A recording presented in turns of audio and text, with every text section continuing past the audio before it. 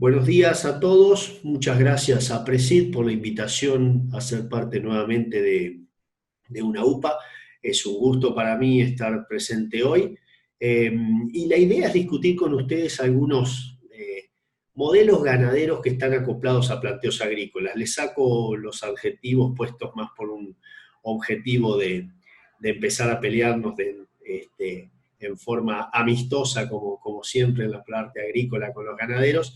Pero la realidad es que es muy interesante poder ver cómo nos complementamos entre las dos actividades en algo que para Argentina típicamente ha sido una cuestión de o en lugar de y, que es algo que tenemos que desterrar de alguna manera. Entonces, el menú para la charla de hoy va a ser charlar un poquito sobre lo que es el zigzagueo de la ganadería y el camino a la recría. Son dos diapositivas solamente en donde voy a tratar de poner de manifiesto algunas cuestiones que hacen a poder articular después los caminos de la ganadería dentro de la huella de la agricultura, ¿no?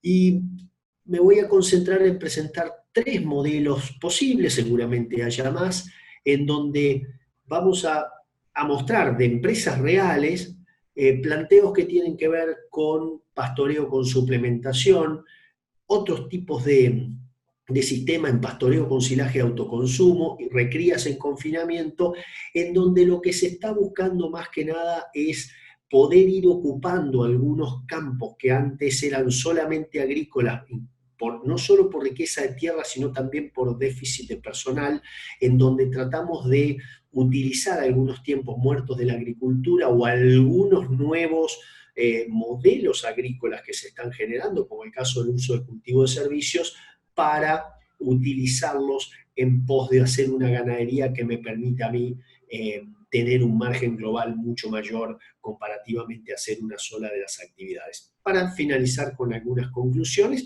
de todo lo visto.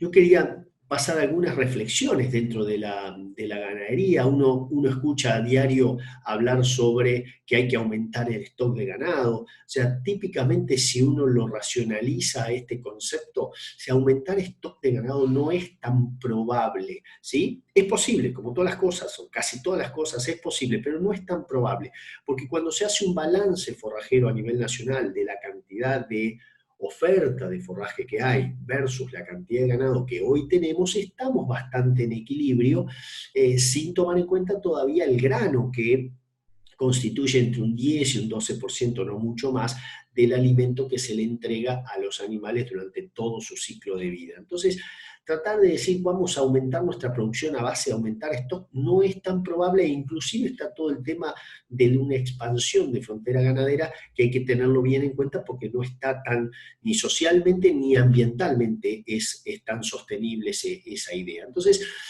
vamos a ver que la, esto de aumento de stock no es tan probable. Después, lo que sí es imperativo, pero que tampoco es tan probable en el corto y mediano plazo, es aumentar la eficiencia reproductiva.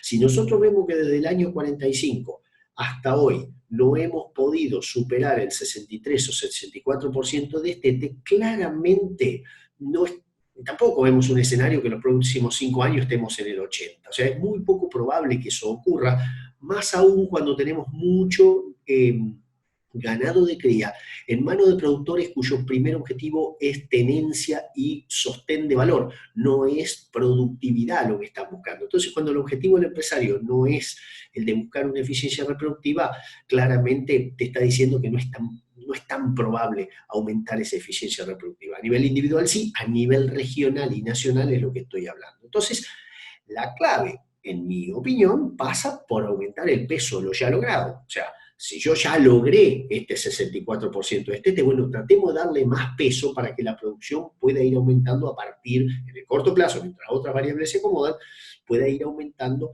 la producción, decía, a partir del peso de lo ya logrado. O sea, la recría es la etapa más importante. ¿Y por qué hago tanto énfasis?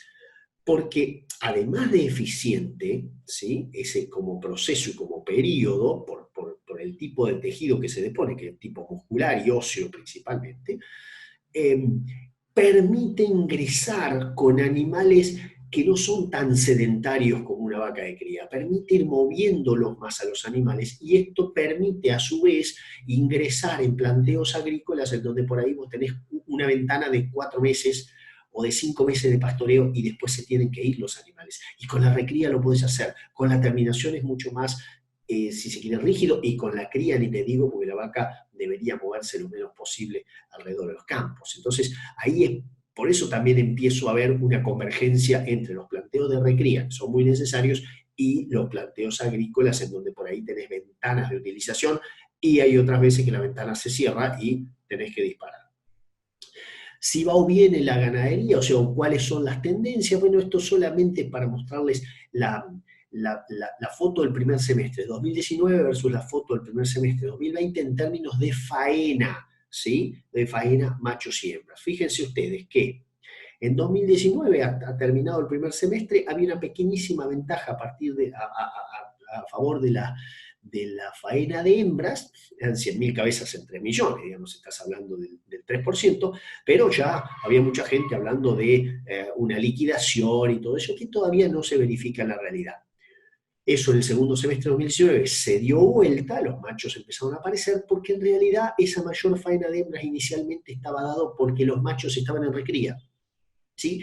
Y ya en primer semestre de 2020 eso se demuestra con cada vez más énfasis en términos que la faena de machos ya está superando a la de hembras y probablemente hacia fin de año esta tendencia se mantenga, ¿sí? No tal vez con 200.000 cabezas de diferencia, por ahí con más, pero está planteando que los machos están yendo más hacia sistemas de recría. Todavía no se verifica un aumento en lo que es peso medio de faena, pero porque eso también tiene que romper una inercia de un montón de animales livianos que se están faenando. Pero, a ver, lo que estoy tratando de significar es que hay un camino tomado en muchos establecimientos hacia una mayor longitud de la recría y mayor kilos.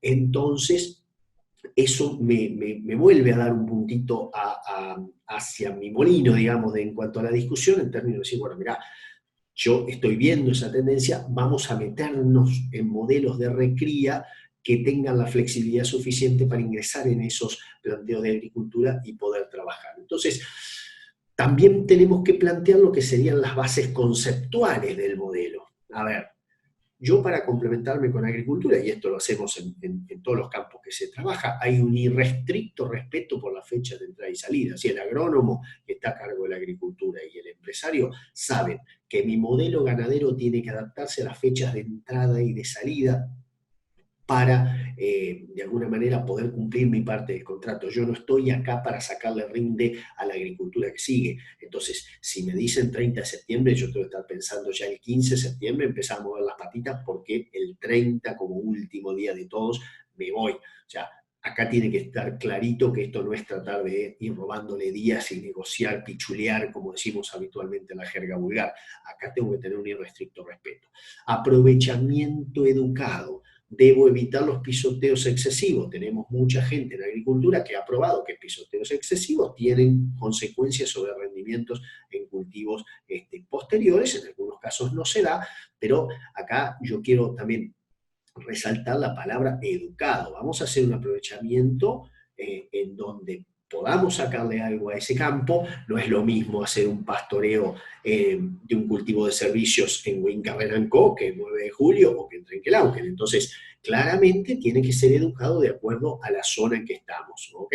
Y para eso muchas veces tengo que tener un plan B para dónde sacar los animales en caso de que haya un temporal, de que haya lluvias torrenciales, etc. Devolver nutrientes vía excreta, esto lo tenemos que trabajar mucho porque la idea es ir hacia modelos cuya,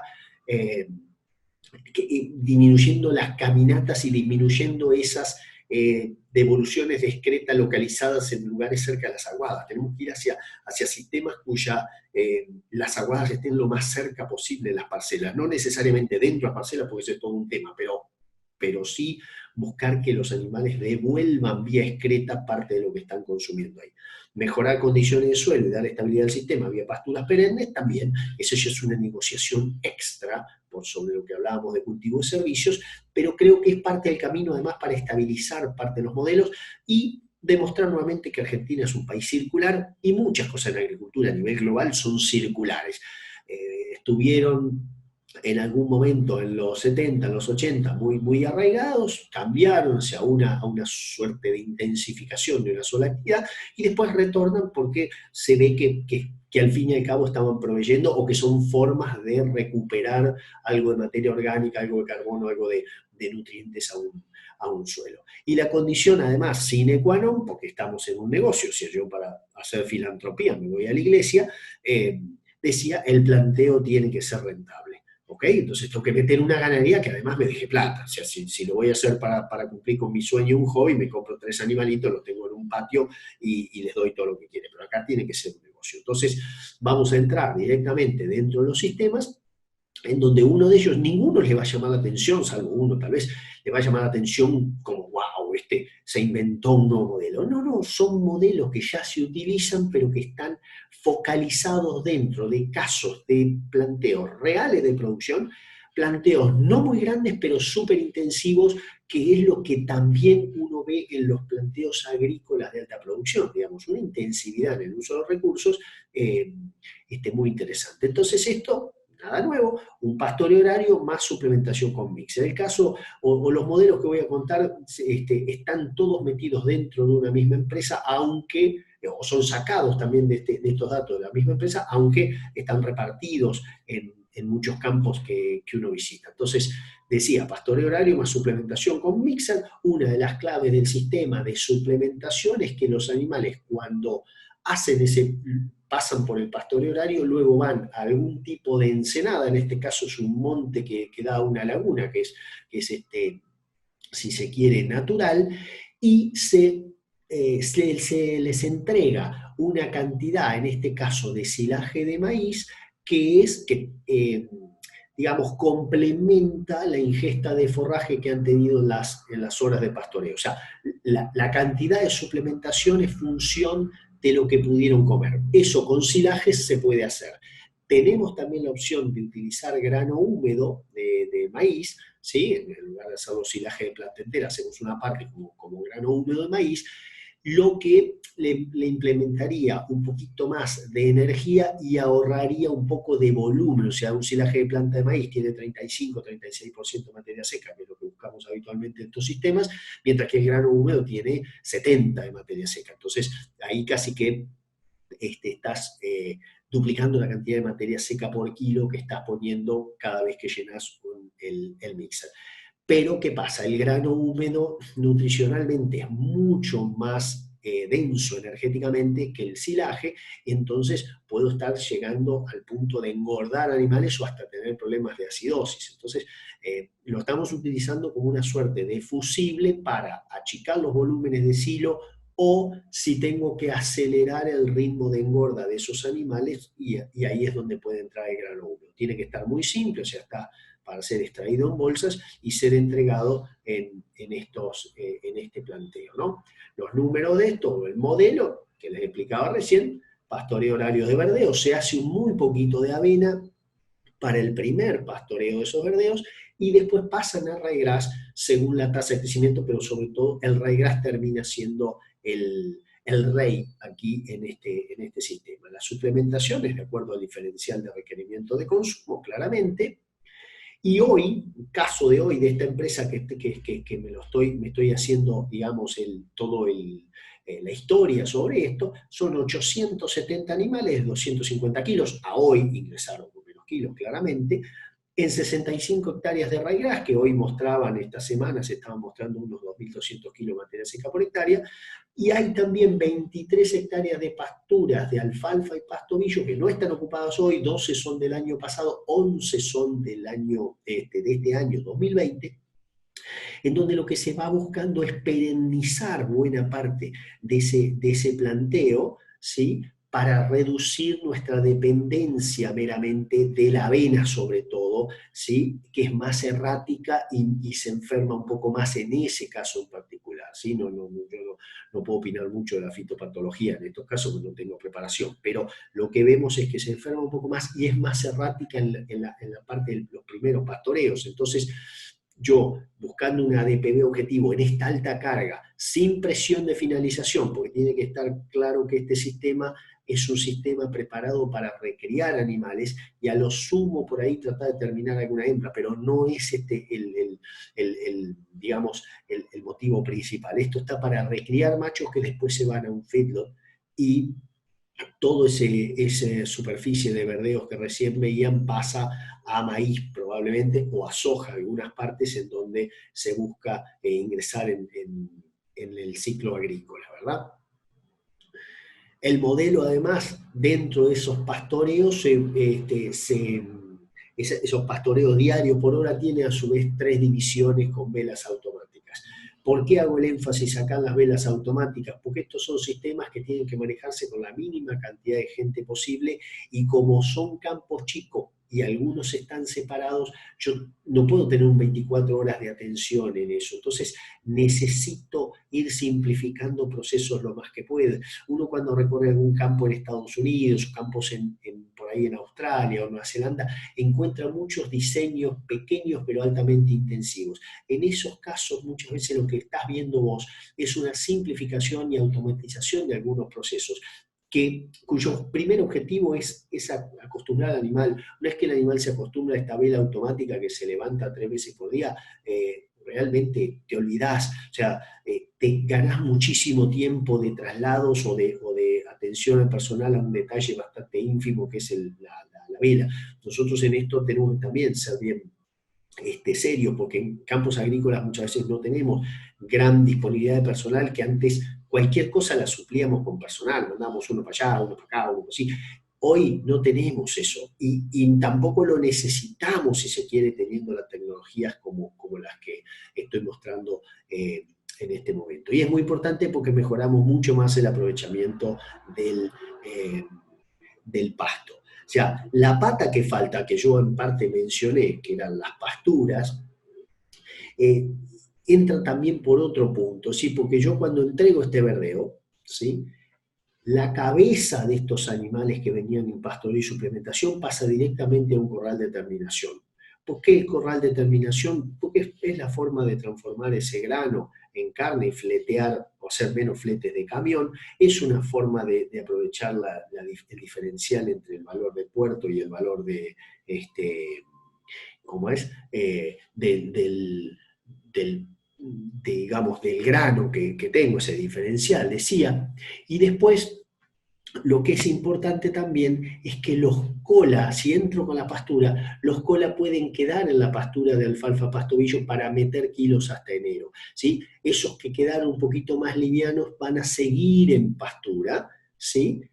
Metiendo kilos hasta, dije enero, puede ser hasta febrero. Lo que pasa es que yo necesito después a las pasturas como las grandes receptoras en febrero, marzo, abril del ganado que viene ingresando. Entonces, yo no quiero comerme hasta el fondo la pastura en enero y confiar meramente que en febrero, digamos, comerme hasta el 1 de febrero o hasta el 15 de febrero con la categoría anterior, porque sé que muy pronto me van a empezar a llegar animalitos y los verdeos claramente no van a estar todavía y no quisiera tener que hacer corral de inicio también, porque ya ahora les muestro, tenemos otro planteo más basado en el confinamiento. Entonces, las pasturas empiezan a tener un rol importante en esa forma de darle un poquitito más de kilos a los animales y no hacer que todo ingrese a corral básicamente a fines de septiembre, y al mismo tiempo proveen un servicio ecosistémico por ahí de largo plazo. Esto por supuesto lo tiene que explicar Gervasio, que es gente mucho más calificada que yo, pero a lo que voy es que volvemos a hacer una reposición de nutrientes vía raíces y vía fijaciones de carbono con las pasturas que hacen un sistema más sostenible y menos extractivo, si se quiere. Entonces, las pasturas quedan de alguna manera pensadas como un servicio, pero a su vez para recepcionar hacienda en febrero, marzo, abril y para aprovechar la explosión primaveral con los animales a partir de septiembre o de fin de septiembre cuando están saliendo de estos verdeos. Ese era el planteo, si quieren, original, que no tiene muchísimo digamos, de súper originalidad, porque la verdad que es un pastoreo con suplementación con Mixer. Y ahora este modelo que por ahí al principio cuando me lo plantearon con el nombre claramente no es mío, pero sí me lo plantearon, y digo, ¿qué uno puede imaginarse de esto, ¿no? El modelo nómada. El modelo nómada esencialmente son casos de campos pequeños, cercanos a la base donde uno trabaja, que típicamente eran agrícolas puras y en el cual uno los puede tomar en forma en alquiler o en otros casos en compra, pero campos pequeños en donde yo voy a tener la hacienda tal vez 3 o 4 meses. No más que eso, o sea, es una pasadita y me voy con esa hacienda. Entonces, lo que es interesante este modelo es que tengo que traer una categoría segura, ¿sí? No debe tener prácticamente, o sea, tenemos que tener mucha seguridad de no tener problemas sanitarios, ¿sí? Tenemos que tener además seguridad y flexibilidad de que si mañana los tengo que sacar, me lo llevo, ¿sí? Y esa categoría típicamente es una recría cabeza o recría cuerpo de machos, ¿sí? Sobre todo hembras, yo acá es un poco más complicado por un tema que por ahí entre los alambres y ahí puede haber un vecino con toros tal vez un poquito más, digamos, visitantes de lo ajeno y entonces empiezo a poder tener problemas indeseables. Entonces, a lo que voy es que esto tendría que ser machos. Fíjense ustedes, este es el caso que quería mostrarles hoy. Estos son 333 animalitos donde salvo por algún color, en un caso colorado y otro negro, son una tablita y 2 o 3 cabecitas blancas por ahí que son caretas, pero están elegidos estos animalitos para un sistema muy, muy flexible, poco tiempo total de ocupación y casi sin atención de gente. ¿Sí? El caso es un campo alquilado que está a unos 2.000, 3.000 metros de otro, o 5.000 metros más o menos de la base, donde son 42 hectáreas agrícolas solamente, o sea, no es tampoco un campo grandísimo, con 11 hectáreas debajo con pastizal natural que terminan siendo la gran defensa ante una lluvia torrencial o algo que me obligue a mí a sacarlo, ¿sí? Hoy están sobre raigras, que se hizo a su vez sobre maíz para silaje.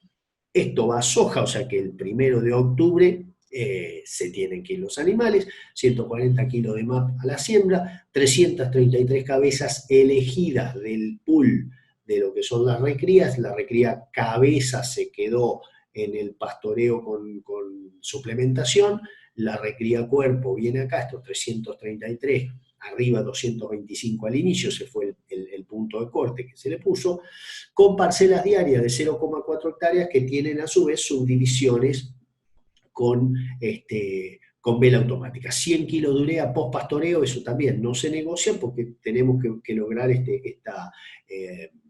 digamos, estos rebrotes que necesito para darles la vuelta y sacarle la mayor cantidad de kilos posible. En octubre se van a correr a terminación. Eso es la rotación planificada, esto es lo que planifican los agrónomos y discuten entre ellos en cuanto al los ciclos de carbono, lo que ellos tengan que discutir, en donde ustedes ven que entra, digamos, la agricultura y hay bastante también de agricultura forrajera en estos casos, ¿no? El maíz para silaje no solo le da maíz a este sistema o silaje a este sistema, sino que le aporta silaje al otro planteo que viene por detrás. Entonces, yo lo que veo acá con este tipo de manejo es un aprovechamiento muy, muy alto del raigrasa. Esto todavía, a esta parcela le quedan 3 horas. El día que hice la visita, la vela automática no estaba funcionando, habíamos tenido unos temas ahí logístico operativos, o sea que estaba la vieja y querida vela manual, si se quiere, para salir. Estábamos a 3 horas.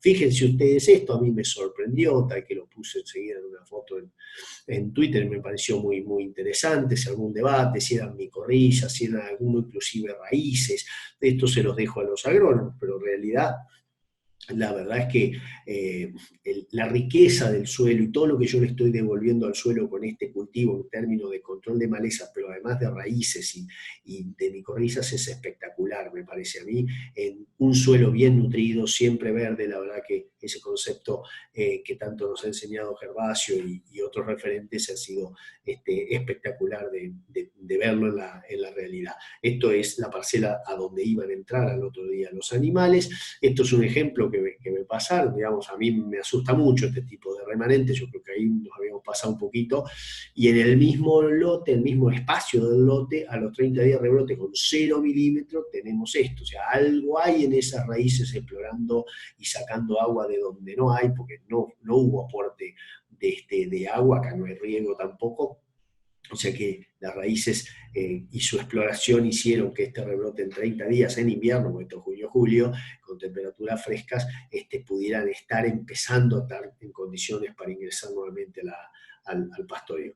La producción de carne, esto es estimado sobre este año, pero hasta ahora venimos bastante bien cumpliendo los targets, con 333 cabezas, 225 kilos de peso inicial, un peso final proyectado de 306, 600 gramos de ganancia, que es el piso que nos pusimos nosotros. No dije que hay un silaje de autoconsumo para la noche, o sea, cuando los animales salen, van a comer unos hilos de autoconsumo. Así, habiendo 333 animales, tenés que asegurarte que haya por lo menos entre 6 bocas más o menos de silo para que ellos estén tranquilos. Y la producción por hectárea proyectada en kilos estaría en 650 kilos aproximadamente, con un costo producido, digamos, la parte de la fertilización y demás, y el silaje como suplementación, el costo del silo, 57 pesos por kilo producido. O sea, hoy estamos en una categoría y sobre todo un nivel de producción y facturación por hectárea que te hace un sistema bastante seguro. O sea, hay que aumentar el ingreso cuando estamos en las crisis, no tratar de reducir tanto los costos, porque en realidad hay costos que si uno los reduce demasiado empiezan a desfavorecer mucho la parte del ingreso, ¿no? Entonces, la producción es así, y con la salida después del corral, realmente estamos bastante seguros que tenemos un buen colchón en el sistema. Y esto son datos no anualizados, son 650 kilos sobre esos 4 o 5 meses de ocupación, no más que eso, ¿no? Después entra la agricultura. Y después están estos planteos mucho más intensivos, si se quieren. Acá están los de pastoreo con suplementación con el mixer que les contaba, que están pastoreando, por acá están las pasturas, este no es un campo grande, y acá tenemos el sistema confinado de recría base silaje, en donde queda todo lo que es cola y una parte de la hembra que se compra, en parte para bajar el precio total del ganado macho, ¿sí?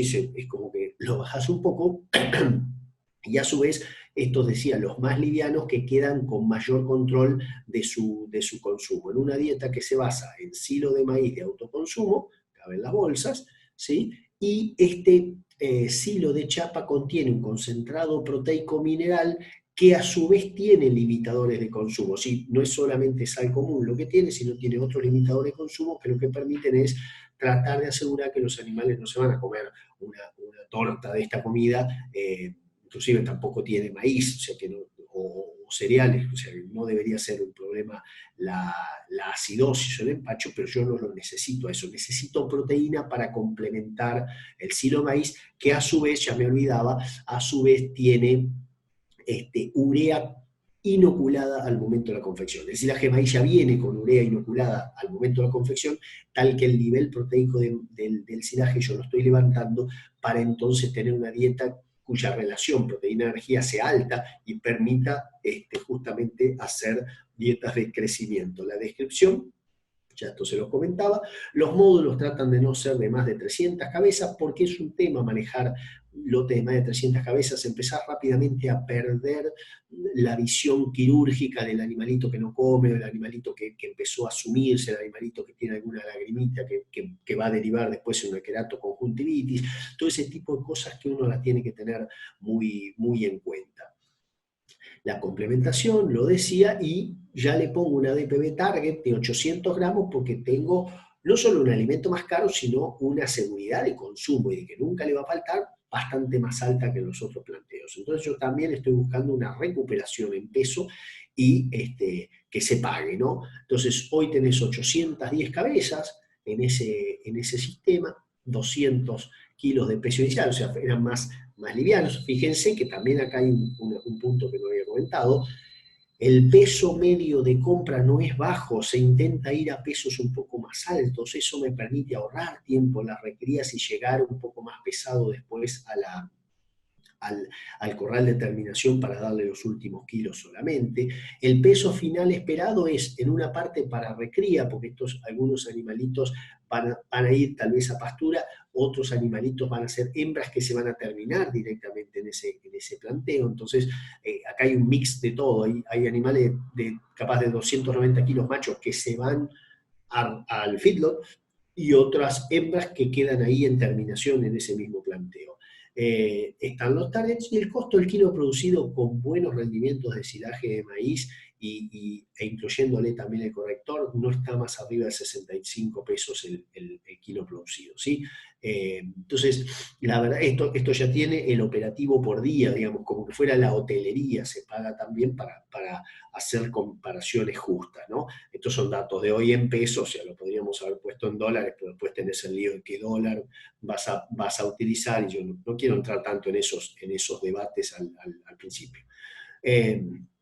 Un punto que es muy, muy, muy clave, y esto no es de ese campo, es de otro, esta persona, el vasco, tiene 76 años, y observen la prolijidad con la que trabaja. Si no fuera por nuestra gente y por el compromiso de la gente de ser parte del equipo, la verdad que estos planteos así tan intensivos no funcionarían. Necesitamos gente muy comprometida, y realmente la hay, pero son poquitos. Entonces, si son poquitos, démosle algunas alternativas de automatización para que ya no sea todo a fuerza de gente y fuerza, sino que vayamos hacia la automatización. En agricultura la tienen, ¿por qué en ganadería no estamos tan rápidos en eso? Por suerte hay mucha gente pensando en esto, y estos congresos son claves en esto también, en ir pensándolo. Entonces, para ir redondeando, me fijo el temporizador como vengo, es decir, para ir redondeando, esta sería la curva de acuerdo a los días de los 3 sistemas de pastoreo que yo estoy viendo, en donde se tienden a juntarse al final, porque la tasa de crecimiento de los más livianos se busca que sea un poquito más alta. Esto a veces pasa, a veces no pasa así como el modelo, porque por ahí este planteo, que sería el pastoreo más el suministro diario, si tengo, en lugar de 500 gramos, tengo 600, tengo 650, que me parece que este año vamos a andar más cerca de eso, voy a tener siempre un poquito más de peso, cosa que me encanta porque diluyo costos y porque los animales entran más pesados al corral de terminación, ¿sí? Así que la idea también es, por eso se explica también a qué animal va a cada sistema. Eso también hay que pensarlo mucho. No pongas livianitos en el nómade, o no pongas livianitos a competir contra otros más pesados en el sistema de suministro diario, porque muchas veces en esa competencia pierden, ¿sí? Y sufren más, y ahí es donde siempre tenemos las menores ganancias de peso y los mayores casos de enfermedades, y por ende después de mortalidad. Voy a ir terminando con otro planteo nuevo que empieza a aparecer ahí, que es la cría intensiva. Yo le puse sobre verdeos, van a ver que no es solamente sobre verdeos. Esta es una foto de los primeros nenitos y nenitas que habían nacido en ese planteo. O sea, el modelo de la cría, acá tienen la curva de requerimientos que enseñamos nosotros en la facultad, y que la verdad que aprendemos muy poco siempre, en donde se trata de respetar ese curso natural de la curva del requerimiento del binomio vaca-ternero a lo largo del año. Y el modelo en estos casos es: pasan un preparto de unos 30 a 45 días sobre silaje de sorgo en autoconsumo, o sea, bolsas de silo de sorgo. ¿Por qué sorgo en ese caso? Porque el suelo es más estable para sorgo que para maíz en ese punto. Pero les damos espacio con ensenadas con pastizal, porque algunas vacas van a parir. Entonces, a medida que van pariendo esas vacas, se caravanea el ternero y se llevan al raigras hasta el momento cercano al servicio, ¿sí? Acá todavía no hemos incorporado sales minerales, que lo vamos a hacer el año que viene. Y decía, después de que están en el regras, como la foto anterior, los animales al comienzo del servicio ya van a pasturas de festuca y trébol. Ahí no se puede hacer alfalfa, y probablemente, y son superficies pequeñitas en donde los animales están en alta carga en vacas, ¿sí? Estás hablando de 2 vacas y media, en esas pasturas donde toman su servicio. Post servicio, o sea, 30 días posteriores a la sacada de los toros, van a naturales, a pastizales naturales, con algo de pelo de chancho, o sea, nada para aplaudir en términos nutricionales, y algunos espacios ambientados y que van siendo mejorados con agromiro, estos son modelos que tienen 2 o 3 años solamente de inicio, hasta los 60 días preparto, donde vuelven al parte de silaje, que podrá ser sorgo, podrá ser maíz, o eventualmente podrá ser cebada si hay alguna posibilidad también, ¿no? Pero lo que tratamos de hacer es que el momento en que los requerimientos bajan, y es el postdestete, ¿sí? Los animales ya pasan a comer comida de menor calidad, porque si le diera comida de mejor calidad no la aprovecharían. En realidad se pondrían gordas antes de tiempo las vacas. Entonces se manejan destetes que son anticipados, pero nunca muy livianos. ¿Y qué es lo que estamos buscando nosotros en esos planteos de cría que aprovechan superficies agrícolas metidas en el medio? Bueno, en parte, aprovechar, valga la repetición de término, de las partes no agrícolas, pues se alquila un campo de 150 hectáreas y capaz te dicen tengo 30 o 40 de cañadón y te conviene igual, porque las 110 que quedaron son muy buenas agrícolas. ¿Quién aprovecha esa parte de cañadón? La recría es un poco más complicado. Podés hacerlo, pero es un poco más complicado. Entonces, estamos entrando en parte a aprovechar partes no agrícolas. En parte también, como hay campos que compran 2.000 o 2.500 terneros por año, es todo un número en la compra y muy concentrado en época, uno puede ir a partir de su cría propia disminuyendo la necesidad de esas compras anuales de terneros. Y después ya, un poquito más adelante y pensando más a largo plazo, vamos hacia un plan genético de mejora, ¿sí? En donde yo lo que sé es que ese plan genético, para que se exprese y esté bien apuntalado, debo tener una nutrición fetal y una nutrición predestete asegurada. ¿Sí? Una vez que yo aseguro esos primeros meses de vida, si los 9 meses de vida prenatal, digamos, antes del nacimiento, pero ya concepción, tenés el feto, y los primeros 6 a 7 meses de vida postnatal, eso claramente lo tengo que, digamos, que tener asegurado, porque después es clave, porque se ven las mejores performances durante todo el ciclo, por la sanidad y por la nutrición controlada. Entonces, ahí lo que también estamos planeando nosotros es tener nuestro lote testigo, o sea, cuánto ganan los criados, nacidos y criados en nuestro campo versus los que están ganando los que vienen. Como esto tiene caravana electrónica, también uno va haciendo los análisis por origen, tal de después mañana salir a comprar educadamente, si a quién le pago más, a quién no llego a pagarle más o le puedo ofrecer hasta cierto punto, dada la performance que han demostrado sus animales en el campo. Eso yo creo que es una información que la tenemos que seguir trabajando, y que realmente nos puede dar un montón de satisfacciones. Entonces, esto también un poquito para seguir matracando y seguir de alguna manera percutando sobre esto, la importancia de la recría temprana, señores. Todo lo que podamos hacer nosotros en los primeros meses post-destete es positivo, porque redunda en una mayor ganancia de peso en un momento de un animal muy eficiente, y esa mayor ganancia de peso luego se mantiene como diferencial con respecto al que no fue bien nutrido. O sea, la cuestión del crecimiento compensatorio siempre es parcial, y no pongamos todas las fichas entonces en lo que es crecimiento compensatorio, ¿sí? Sobre todo cuando las invernadas son cortas. No hay crecimiento compensatorio completo cuando las invernadas son cortas. Siempre o te vas a demorar más para llegar al mismo tipo de animal, o no vas a llegar directamente, sobre todo si la restricción fue operada en un momento muy temprano de la vida del animal. Entonces, ya llegando al final, consideraciones para dejarles como pastito para la discusión y la rumia. La ganadería yo veo que se articula muy bien con estos planteos agrícolas de alta producción. La clave en parte para esa ganadería es saber producir pasto, nutrirlo muy bien. Y después el tema del aprovechamiento. Sin buenos pastores nosotros podemos tener grandes producciones de pasto sin poder sacarle rédito a esto. Esto tenemos que hablar, disculpa, tenemos que hablar de buenos aprovechamientos y tenemos que hablar de un sistema rentable. Los cultivos de servicio, porque al fin y al cabo son también cultivos en servicio basados en raigras, por ejemplo, permiten obtener altas ganancias de kilo por hectárea, que están complementados con silajes o una parte muy chiquitita de esa superficie que después se siembra con raigrasa, está hecho de maíz para silaje, que están justamente utilizando la superficie como una suerte de segundo piso del campo. Acá sonó el temporizador, ya estoy en los 40 minutos. El retorno de pasturas perennes estabiliza el planteo, permite meter más kilos por animal y repone nutrientes en los suelos agrícolas, dándoles a los agricultores un servicio con nuestra ganadería que apuntala además el margen global de la empresa. Con esto les agradezco la atención y quedo a disposición para las preguntas que pudieran surgir.